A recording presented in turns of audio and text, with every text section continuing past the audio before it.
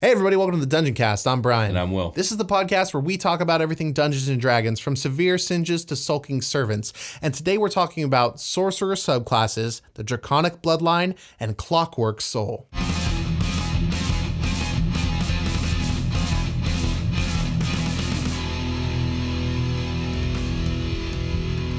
The Dungeoncast. Hey Brian. Hey Will. How you doing today? I'm good, how are you? I'm doing great. I did not say Clockwork Soul, like in our outtake. You sure didn't. Next up, let's talk about the content. Sorcerers. It's been a long time since we talked about them. Yes, Like, I'd forgotten almost completely time. about them. Yeah. The last time we talked about them would have been the Sorcerers Part 2 episode, where we probably covered, I think, the Divine Soul and whatever else was in Xanathar's Guide. We're not talking about either of those things today. Whatever that was. So, sorcerers carry a magical birthright, conferred upon them by an exotic bloodline, some otherworldly influence, or exposure to unknown cosmic forces. Mm-hmm. One cannot study sorcery as one learns a language. No one chooses sorcery. The power chooses the sorcerer. Magic is a part of every sorcerer, suffusing body, mind, and spirit with a latent power that waits to be tapped. Some sorcerers wield magic that springs from an ancient bloodline infused with the magic of dragons. Others carry a raw, uncontrollable magic within them, a chaotic storm that manifests in unexpected ways. The appearance of sorceress powers is wildly unpredictable. Some bloodlines produce exactly one sorcerer in every generation, but in other lines of descent, every individual is a sorcerer. Most of the time, the talents of sorcery appear as apparent flukes. Some sorcerers can't name the origin of their power, while others trace it to strange events in their own lives. The touch of a demon, the blessing of a dryad at a baby's birth, or a taste of the water from a mysterious spring might spark the gift of sorcery.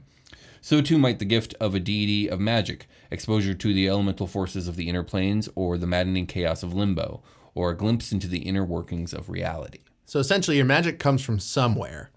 Basically, you got infected by magic. Yeah, And now it lives in you. It lives in you. The wand chooses the wizard, Harry. It's like a not like that. It's like you got a symbiotic parasite within you. Yeah. It's giving you magic powers. You know how being alive, you have like the inherent powers of like pumping blood and stuff, and Sure. like being able to move your muscles. Yes, It's like that. it's like that. But New instead, muscles. fire comes out of your hands. Exactly. So today we're covering the Draconic Bloodline from the Player's Handbook and a newer subclass, the Clockwork Soul, from Tasha's Cauldron of Everything. Of all the stuff. We're starting with the old and moving on to the new. So let's start with the Draconic Bloodline. Before we do, what do you know about the Draconic Sorcerer? Like, do you know anything?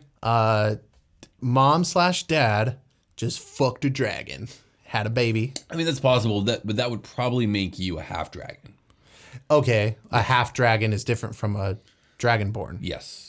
A half dragon makes you unique. How? There is a creature in the monster manual, the half dragon. It's very powerful. Okay. But it's, I think, set up as a template that you slap on a different human. So, like, you know, in the back of the monster Half manual, your face like human, and the other half of your face is like a fucking muzzle. You look Dragonborn-esque, except for like you look like your head is like, let's say you are a blue dragon, half dragonborn. Like you have like a blue dragon head on a humanoid body, and you're covered in scales, and you have a wicked badass breath attack that's way stronger than Dragonborn.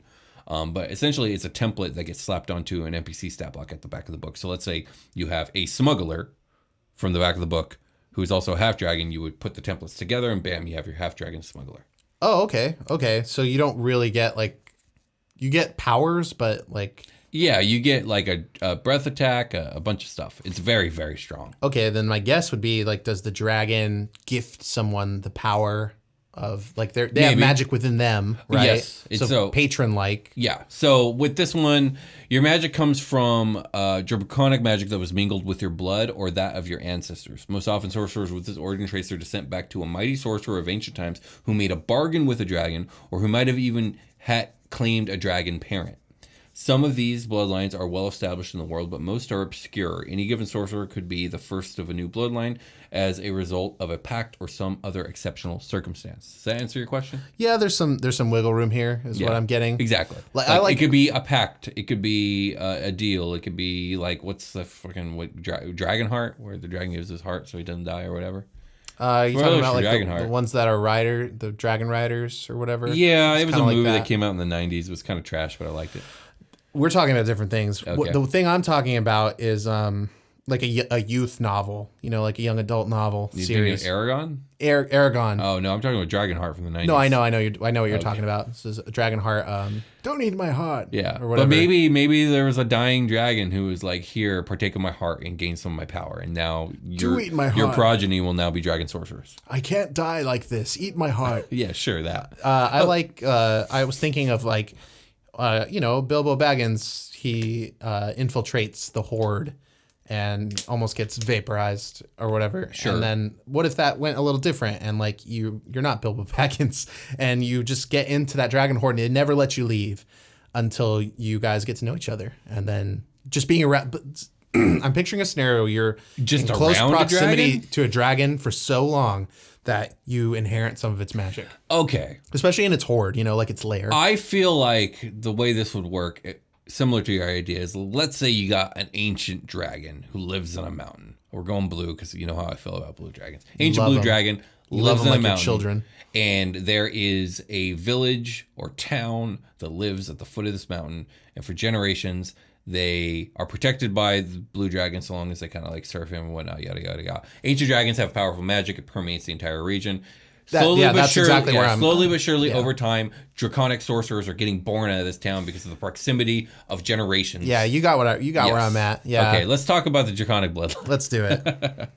So, we talked about how a Draconic Bloodline Sorcerer might get its powers, but let's talk about the powers a Draconic Bloodline Sorcerer does get. At level 1, you get a feature called Dragon Ancestor. At first level, you choose one type of dragon as your ancestor. The damage type associated with each dragon is used by features you gain later. You can speak, read, and write Draconic. Additionally, whenever you make a charisma check when interacting with dragons, your proficiency bonus is doubled if it applies to the check. Ooh, okay, nice. You also get a feature called Draconic Resilience. As magic flows through your body, it causes your physical traits of your dragon ancestors to emerge. At first level, your hit point maximum increases by 1 and increases by 1 again whenever you gain a level in this class. This essentially turns your D6 HP to D8 HP is what it does. That's handy. Which is nice. It's going to matter. Additionally, parts of your skin are covered by a thin sheen of dragon-like scales. When you aren't wearing armor, your AC equals 13 plus your dexterity modifier. There's a thin Charlie Sheen spread about your This reminds, have you ever seen Fairy Tail, the anime? No. Okay, well, in Fairy Tail, it's like there's a bunch of wizards with all kinds of different kinds of magic, and like they're all in different guilds. Anyways, the main character, Natsu, he is a dragon slayer mage or whatever. He uses dragon magic taught to him by a dragon that he knew in his past or whatever. But when he starts really tapping into the power, he gets like this thin sheen of scales all over him. Yeah. And it becomes almost like an armor. I kind of pictured that when you were talking about the half dragon, like, yeah, patchiness. Oh no, the half dragon looks way super scaled. I'm gonna have to look that up. Yeah, look up half dragon.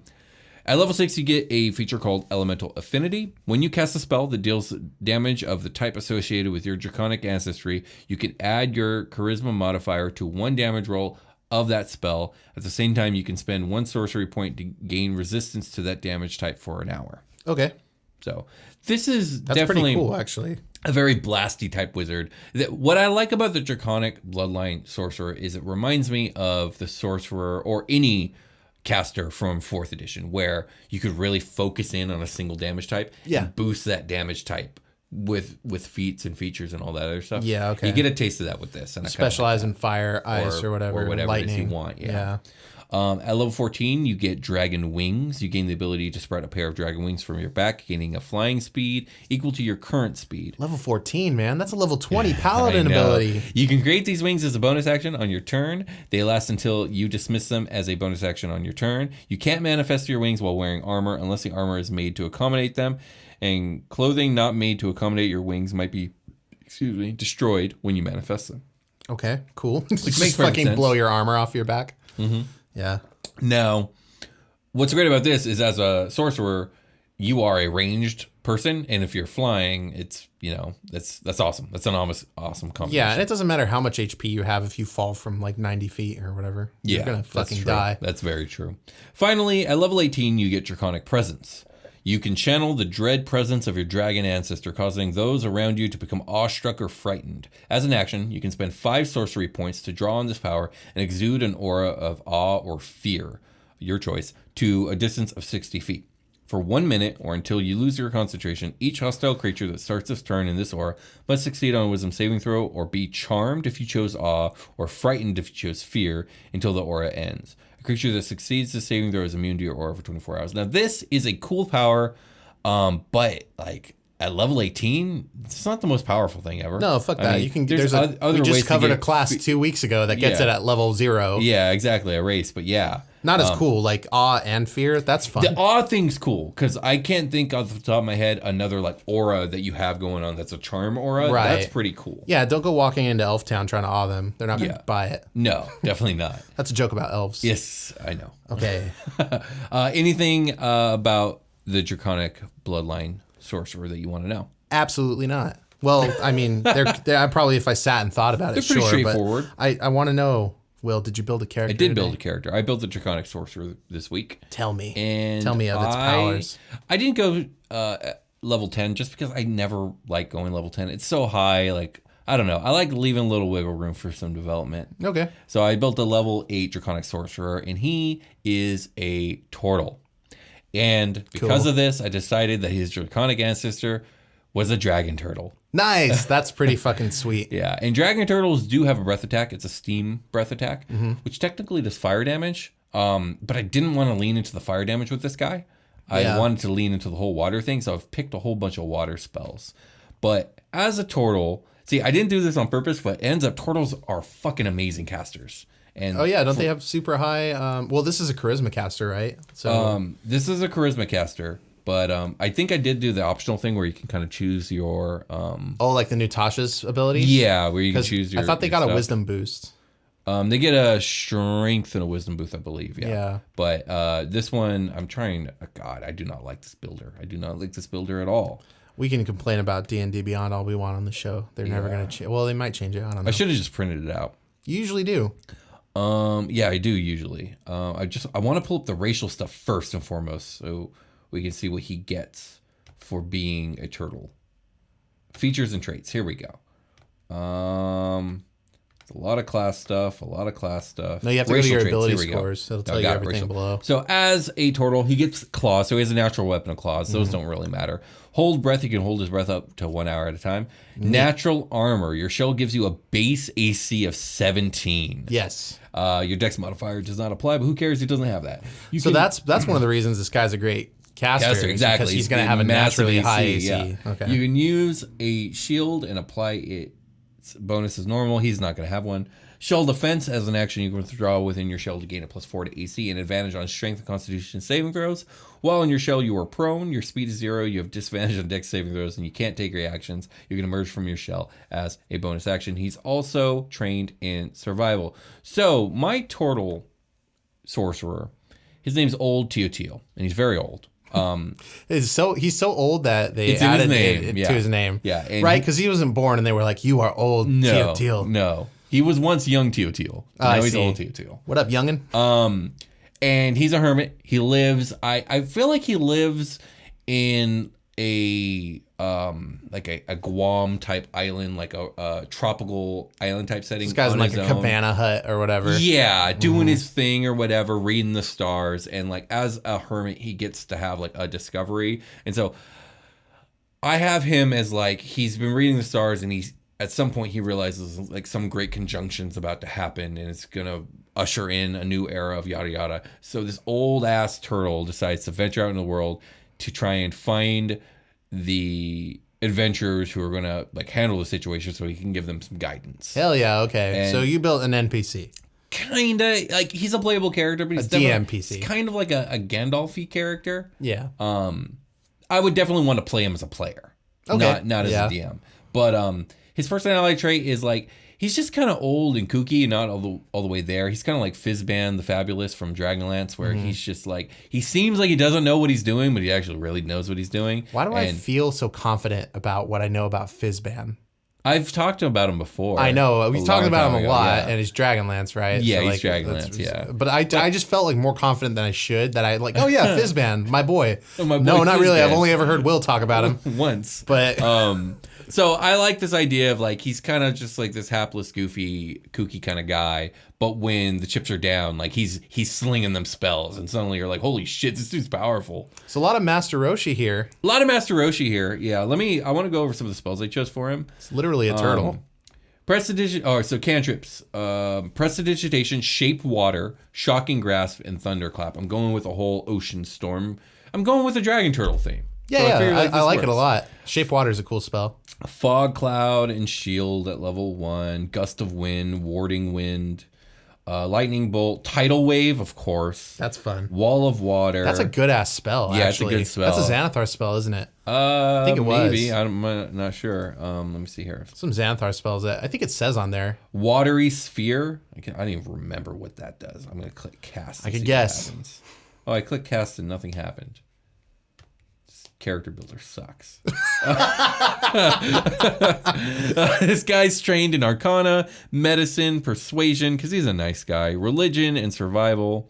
He can speak Aquan, Common, Draconic, and Giant. He's got a Herbalism kit. That 17 armor is just so fucking good. That's beef, man. Yeah. What's your con? Constitution is 14. I could have. That's not bad. This is a tanky little sorcerer. Yeah, he's 58 HP. You're level 8. Okay. Yeah, I'm level 8. I could have boosted his constitution more now that I think about it, because that dex doesn't matter for shit. No. His armor. And because he's so old, I kind of want to give him a low dex. So let's just pretend that's a 12 dex and a 16 constitution. Sure. 13 wisdom, 18 really charisma. Cover some of your weaknesses there. Absolutely. Let me see if he's got any particular actions. You're lower on the charisma. I gave him some equipment here. Because... So he's a hermit. He's level 8. He has adventured, right? And so he probably has one last heirloom from his old adventuring days. So I gave him a robe of... What was it called again? I got to bring this up. A robe of useful items. A robe of... Is this like a bag, but in robe form? Yeah, I guess okay. So. Robe of useful items. Many pockets. That many he wears. Things inside them. This robe has 2 of each of the following patches. Dagger, bullseye lantern, steel mirror, 10-foot pole, hempen robe, and sack. Oh, well, let me read the description. This is a fucking like Inspector Gadget coat full of...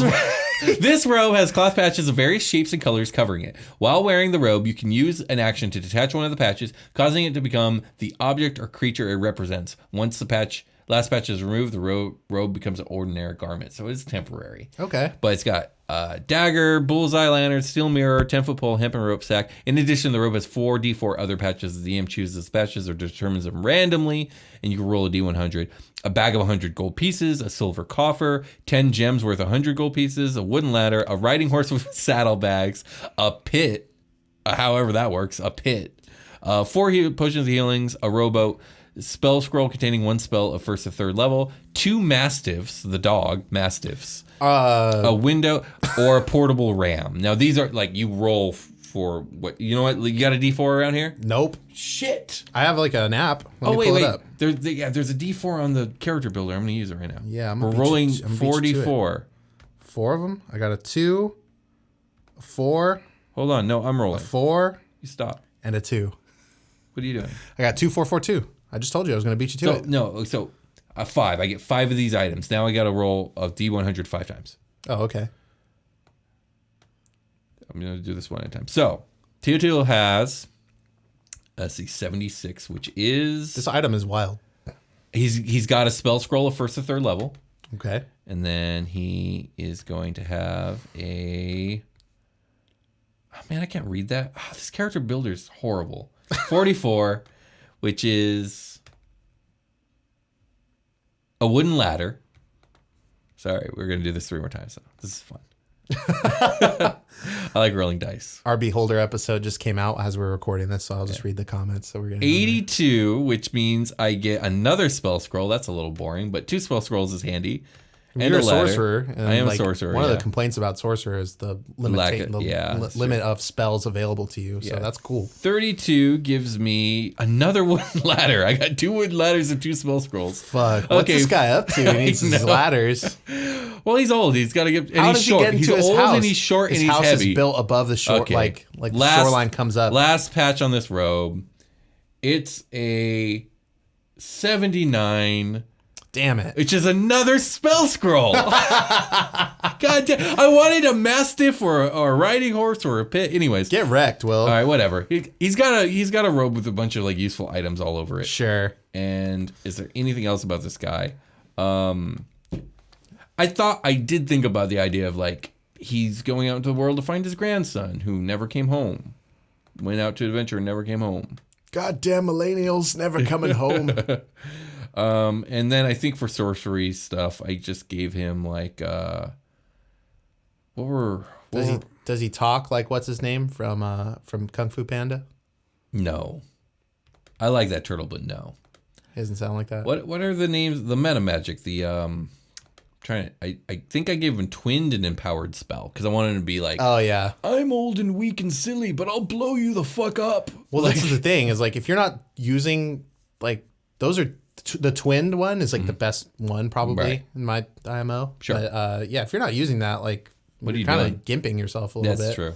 I didn't think about it like that. I just like the idea of this old man like really lighting shit up. Well, yeah, you're a sorcerer, right? So like that's the idea is like you're gonna really fuck it up at least 1 to 2 turns. Yeah, but lots of wind and water magic, and that's old Tio Tio. Cool. That's all that needs to be known about him. Any questions? No, but I really like where you went with it because I went like the other side of the spectrum here with like fire stuff. It's gonna be really cool. It's so water really fire. Cool. We're both on the explosions. Like mindset. The sorcerer thing. Just a different way we're glass of doing cannons, but you've removed the glass from your sorcerer, it seems. Oh yeah, definitely. That 17 AC was that was an accident. I didn't mean to. I was just like, I haven't done a turtle. I wanted to do a turtle, and then I was like, well, what dragon ancestry could he have? Oh, a dragon turtle. That's perfect.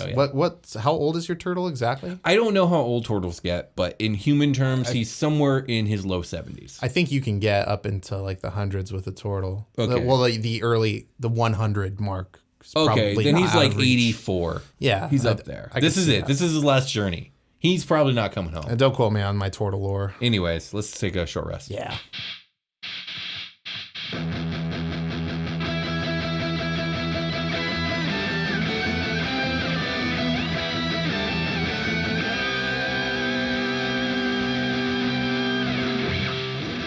Hey everybody, welcome to the part of the episode we're not talking about that last thing, we're talking about this new thing, and it's new people that support the show on Patreon. Thank you, new people who support the show on Patreon. This is your thing. Except for you, Ben. You've been supporting us for a long time. We forgot to shout you out, and then you emailed us, and I was like, I gotta remember Ben, and then a few months went by. So sorry, Ben. This is your shout out. Hi, Ben. Thank you, Ben. Thank you, Ben. Thank you for your patience. And I know we got you already, but thank you, the Boundless Frenzy Destroyer of all cute and fluffy, great new one, Precious Verb. Or is that a repeat? Are you just back? Or I'm shouting you out again, Verb. Thank you. What was it again? The Boundless Frenzy, comma, Destroyer of all cute and fluffy, comma, great new one, comma, precocious Verb. Thank you. And I know that they heard the last one because they're on Discord. And we're like, hey, thanks, guys. Okay, so David Fryer. Thank you, David. Edgar Fizzleroy III. Thank you. Thank you, Edgar Fizzleroy III. Thank you for upgrading your pledge. Michael Schuler. Thank you, Michael. Sean Larson. Thank you, Sean. Carl D. Buska. Thanks for editing your pledge, Carl. Thank you, Carl D. Buska. Thank you, Jake Stebbins. Thank you, Jake. He's Stebbins. He Stebbins up to the plate to support us. Thank you, Jake Stebbins. Thank you, Andy Schick. Thank you, Andy. Thank you, Bramwell. Thank you, Bramwell. Thank you, Bramwell. I like how you said it almost like Manuel, like Bramwell. I like that. Okay.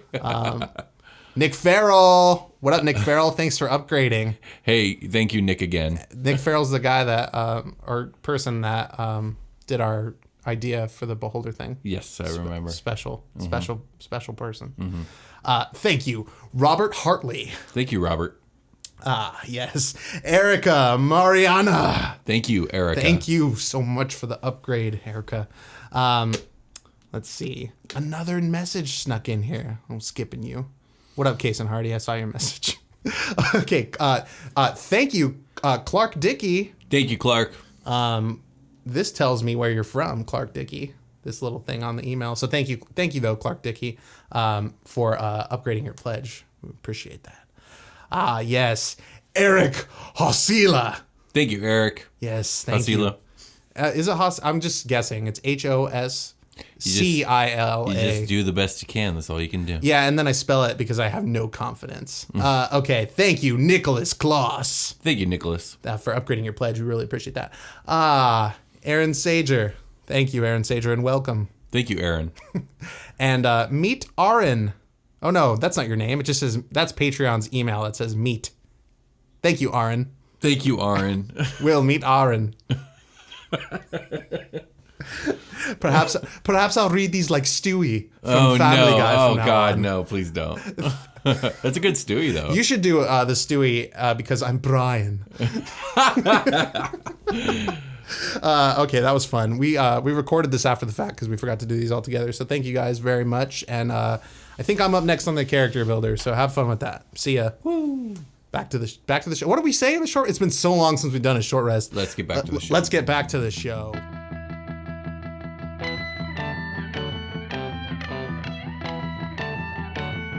We've returned. Indeed we have. We're fucking back. Indeed we are. And we're here to Tasty talk about the F-bomb. Clockwork Soul Sorcerer, which, when I first read the title of, I was like, that's an interesting place to take the Sorcerer. Clockwork and Soul, you don't really think of those two things kind of like, you think one is like it being machinery and the other thing being spiritual and those things not being compatible, but here we are. I see what you mean when you say that, yeah. So you built the Clockwork Soul Sorcerer today, which we will talk about, but first let's go over the actual features. This is, as far as I'm concerned, a brand new subclass. I don't know if it was ever featured in a UA. I don't pay attention to Unearthed Arcanas. We don't talk about UA here. Yeah, and I don't pay attention to them in my personal life either, so this is new to me. Anyways, let's get into it.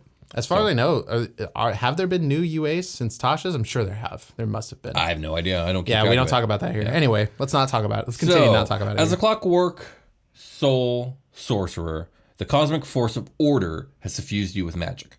That power arises from Mechanis or realm like it, a plane of existence shaped entirely by clockwork efficiency. Mm-hmm. You or someone from your lineage might have become entangled in the machinations of the Modrons, the orderly beings who inhabit Mechanis.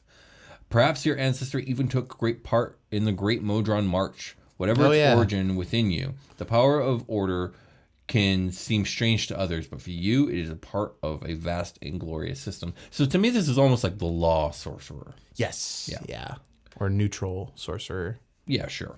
Right? Like the neutrality thing. It's more about the law. I think I'm mixing that up because I built a Warforged character and they're like neutral. So sure. I mean, it works. I'm getting my lore All mixed right. up. So at first level, you get a feature called Clockwork Magic. You learn additional spells when you reach certain levels in this class, as shown on the Clockwork spells table. Mm-hmm. Each of these spells counts as a sorcerer spell for you, but it doesn't count against the number of sorcerer spells you know. Whenever you gain a sorcerer level, you can replace one spell you gain from this feature with another spell of the same level.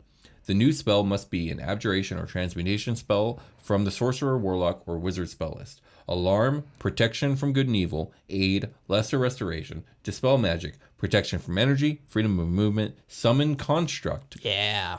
Greater restoration and wall force are all spells on this list. So I am happy I went to level 10 because I do get the summon construct, which is like a cool. It's really dope. A cool spell awesome. For sure. This game always needed more summoning, and that's been getting delivered over the last couple installations. Yeah, the artificer does that kind of thing, right? There's like a one where you have a golem with you all the time. Oh yeah, you have the iron. It's not like summoning, but defender. Essentially. No, I just remember in Mordenkainen's you could finally like summon fiends and stuff. Oh yeah, okay. Yeah. In addition, consult the Manifestations of Order table and choose or randomly determine a way your connection to Order manifests while you are casting any of your sorcerer spells. These are physical manifestations such as spectral cogwheels hovering behind you, the hands of a clock spinning in your eyes, your skin glows with a brassy sheen, or floating equations of geometric objects overlay your body. I fucking laughed my ass off when I read that. That's amazing. It's hilarious, but it reminded me of that fucking meme. Yeah, I know the one. It's like, oh man, this is like the opposite. The opposite feeling the meme gives you, which is like a confident version of doing the all the calculations are correct. Yeah, exactly. That's exactly it. Restore balance. You also get a first level. Your connection to the plane of absolute order allows you to equalize chaotic moments. When a creature you can see within 60 feet of you is about to roll a d20 with advantage or disadvantage, you can use a reaction to prevent the roll from being affected by advantage and disadvantage. You can use this feature a number of times equal to your proficiency bonus, and you regain all expended uses when you finish a long rest. I love this power. This is great. Is fucking cool. Yeah, especially with them tying stuff to proficiency. This makes a lot of sense to me to scale it as you get more powerful. Yeah.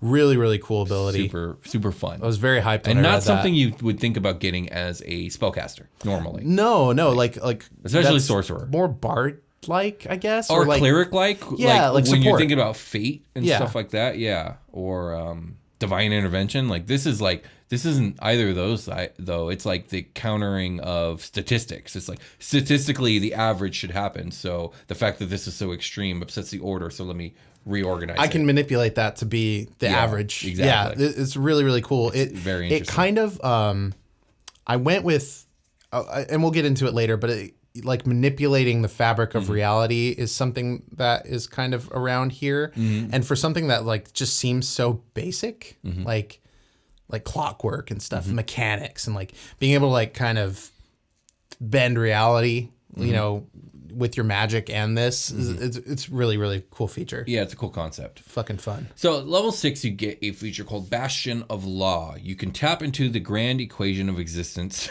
to imbue a creature with a shimmering shield of order. As an action, you can expend 1 to 5 sorcery points to create a magical ward around yourself or another creature you can see within 30 feet of you. The ward lasts until you finish a long rest or until you use this feature again. The ward is represented by a number of d8s equal to the number of sorcery points spent to create it.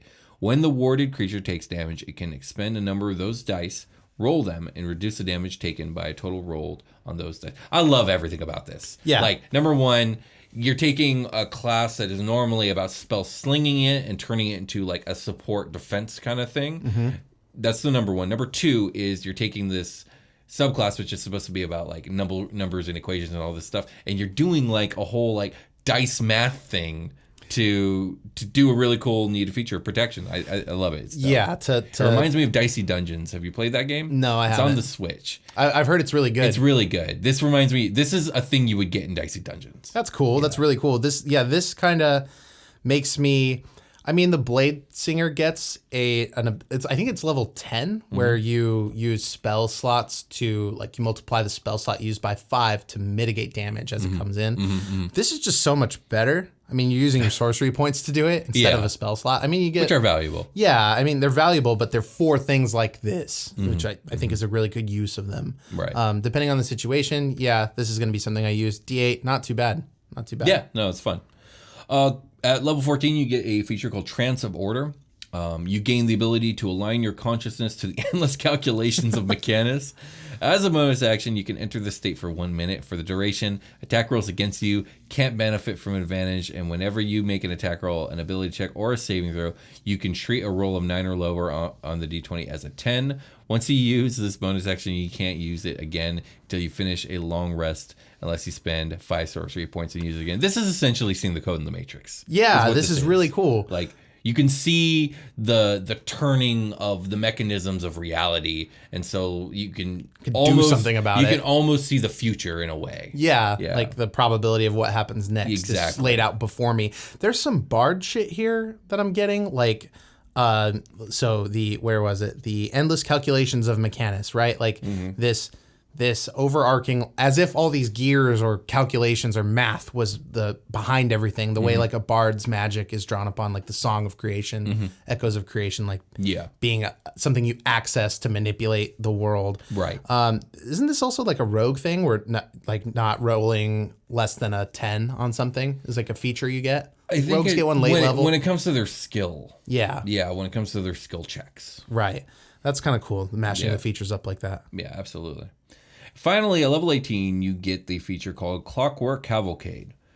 You summon Spirits of Order to expunge disorder around you. As an action, you summon the spirits in a 30-foot cube originating from you. The spirits look like Modrons or other constructs of your choice. The spirits are intangible and invulnerable, and they create the following effects within the cube before vanishing.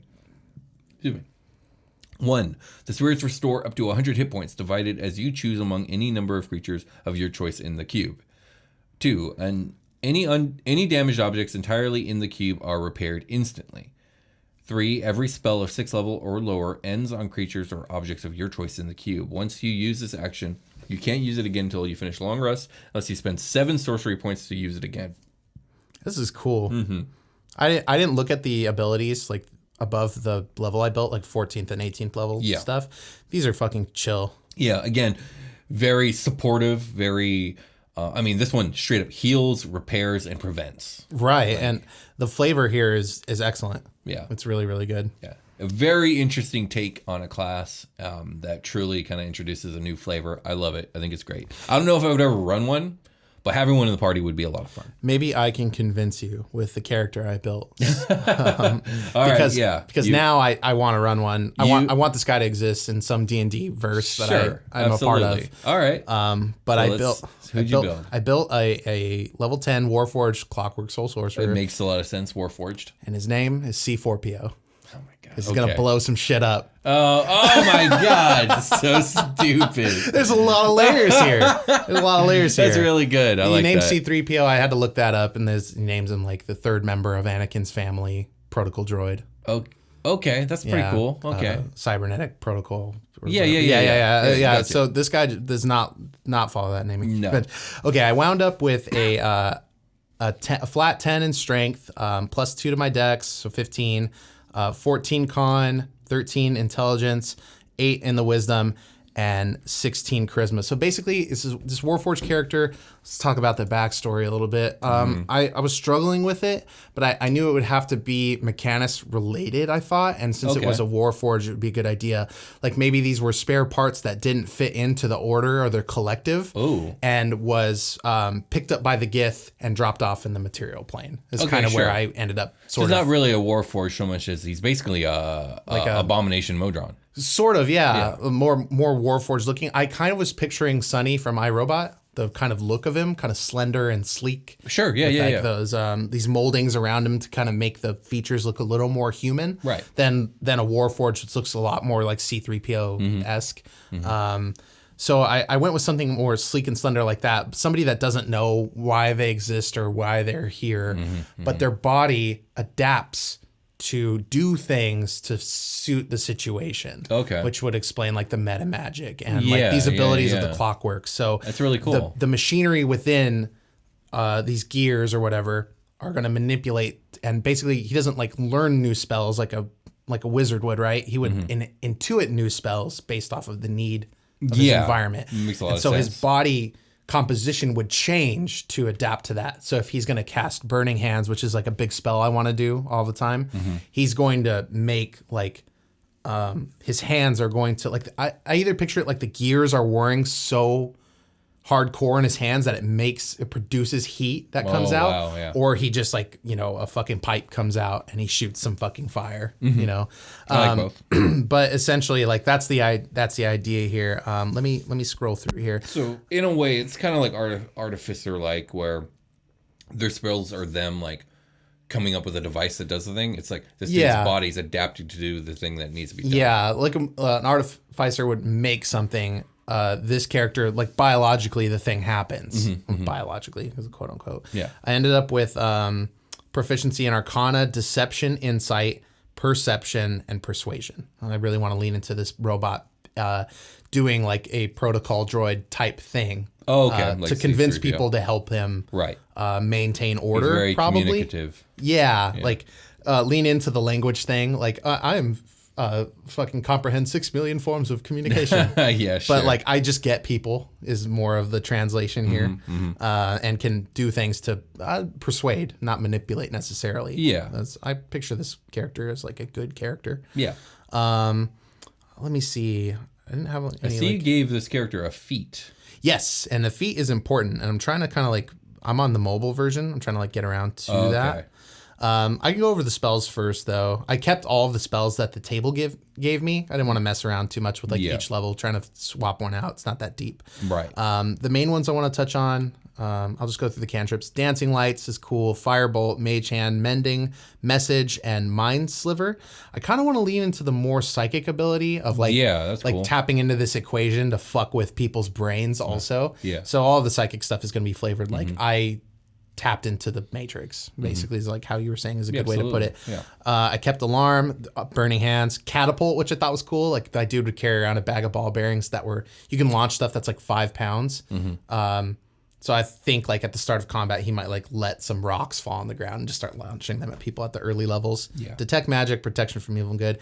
Aid, alarm, burning hands. I'm reading those again. Sorry. Crown of Madness. I took that. Nice. Dragon's Breath. You can give people like dragon breath to do. I thought about giving Teotihuacan that. Yeah, that's a cool one, right? Yeah. Because you can do meta magic stuff to manipulate like give himself steam breath. Right. And then some meta magic allows you to protect your homies if they're in the fray from stuff like that, or like do better on checks. Misty Step, something you get.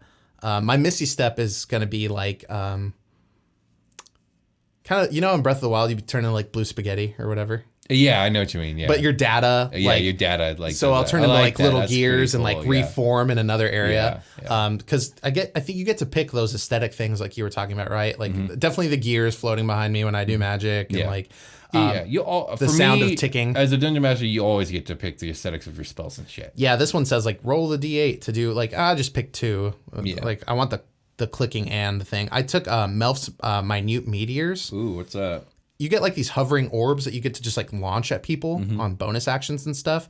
It's gonna be like a upgraded like fiery attack. I didn't take like fireball or anything like that. Okay. Hypnotic pattern, tongues. I thought that would be cool. The 6 million forms of communication thing. Yeah, absolutely. I like. Somebody brought up tongues recently in one of our comment That's sections. hilarious. So I was like, that would be a cool one to take on my next character.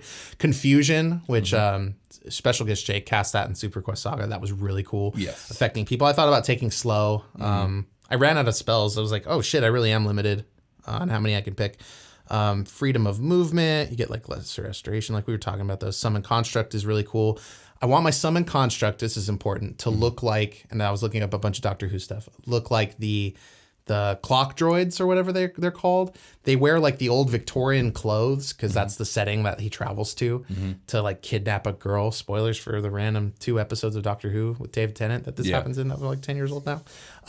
They look like Victorian dress with like the bust, like the little frills coming out. And they just have like an android face, like almost like a vaudevillian face. What are they called? Guy Fawkes? Yeah. Like a Guy Fawkes face almost. That's pretty cool. So you could look it up if you want. But and he's just gonna they do slam attacks basically. Just put him out. I think you pick like clay, rock, or steel. Oh, okay. And they do different things. That's pretty cool.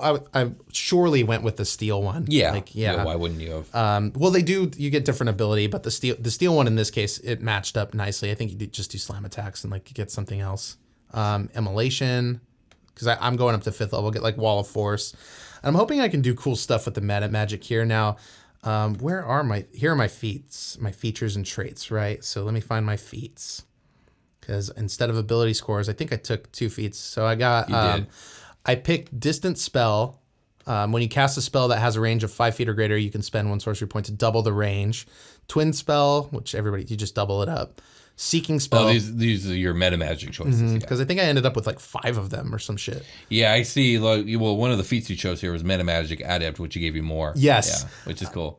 So if I make an attack roll, this is Seeking Spell. If I make an attack roll for a spell and miss, I can spend 2 sorcery points to re-roll the d20. I have to use the new roll, which if I miss, who gives a shit? You can use the Seeking Spell even if you've already used different meta magic options. I thought that was really cool.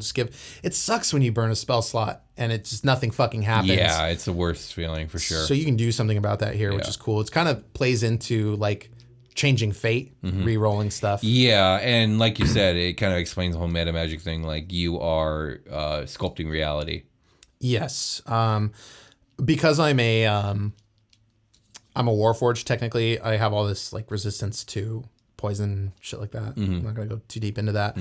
I took Fey Touched as well as a feat, my second feat. That's where I learned Misty Step, Detect Magic. how do you explain the Fey Touch thing?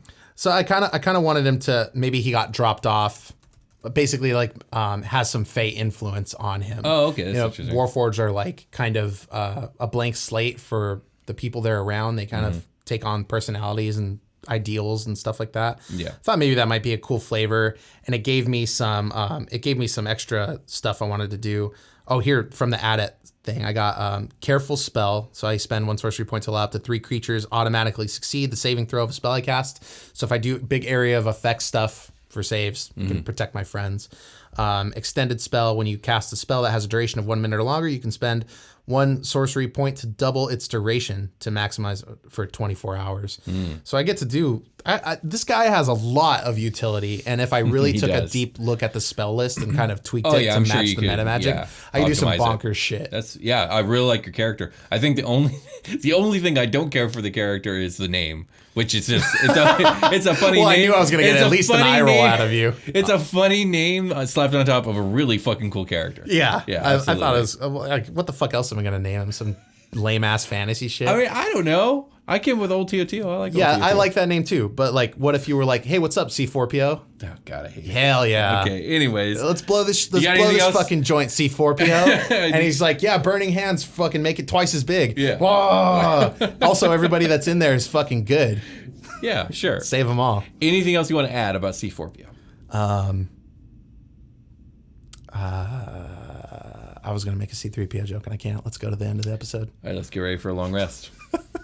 Hey everybody, welcome to the long rest. We get ready for bed. We think about the nightmares of our fantasy brains just kind of shit stuff out based off of the episode we talked about today. So that's what we'll be doing on non-beholder centric episodes. We will be building our beholder here on the backside. Piece by piece. Piece by piece, eye stock by eye stock, ability by ability, feature by feature. So far, we have our first eye stock was a Leonin based. Yeah, Roar Beam. And then we have a Petrifying main. Beam. A main as the... the main is the feature, yeah. As the feature. Yeah. So a Petrifying Beam was next, yes, based off the Basilisk. And it will have a Spiky Gullet. Which can transform stone to fleshies. Indeed. Or whatever it was before. And what are we adding today from our Sorcerer episode, Brian? Today we have, we were talking about it. We were going to pick an ability from one Sorcerer for the beam and a feature from the other Sorcerer for the feature. Yes. The physical feature. Yes. What did we land on? We landed on... Oh, yes. You want to do the honors? Well, they were both your idea, I think. They were, yeah.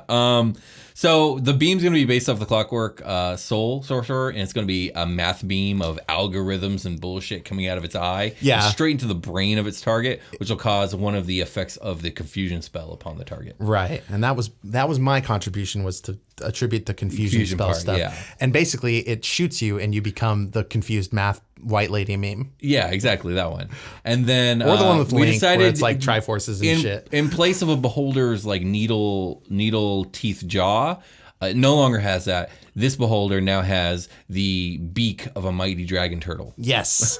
Which I think is very Essentially cool. just a giant turtle beak. It's a big turtle beak, and it's a little rigid. Yeah, a little rigid. It's got some stuff in there, some extra bitey places. Exactly. I like it. He's just ready to turn your stone into flesh. I like this mass with 3 tentacles on it so far. It's a fucking lion's mane. It's developing into quite the beholder. This is good. We're only a third of the way there, or...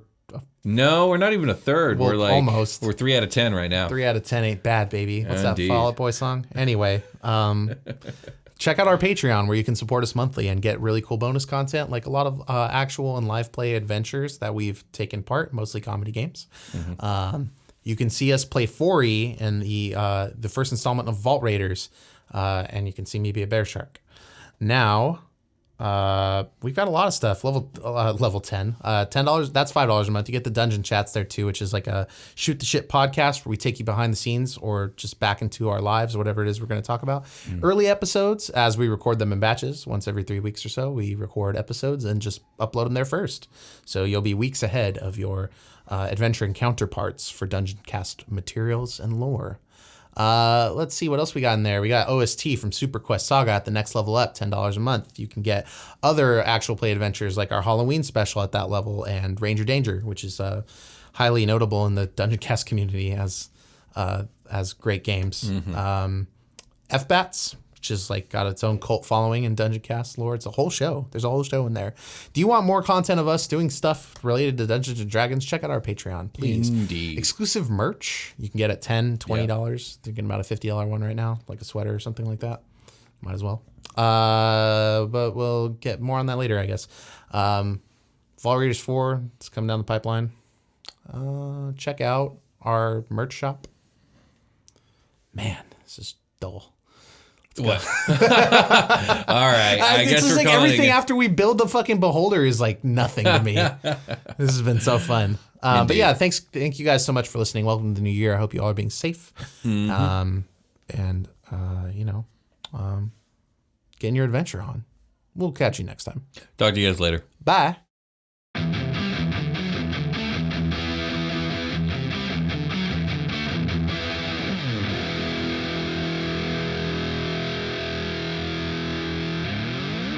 The Dungeoncast. Hey everybody, welcome to the Dungeoncast. I'm Brian. And I'm Will. This is the podcast where we talk about everything Dungeons and Dragons, from severe singes to sulking servants. And today we're talking about Sorcerers subclasses, the Draconic Bloodline, and the Clockwork Soul. Damn it, I said cock. The Clockwork Soul. Fuck, I can't keep that. All right, let's do it again. I thought you said there was no perverts in this episode, Brian. The only pervert is me. Okay.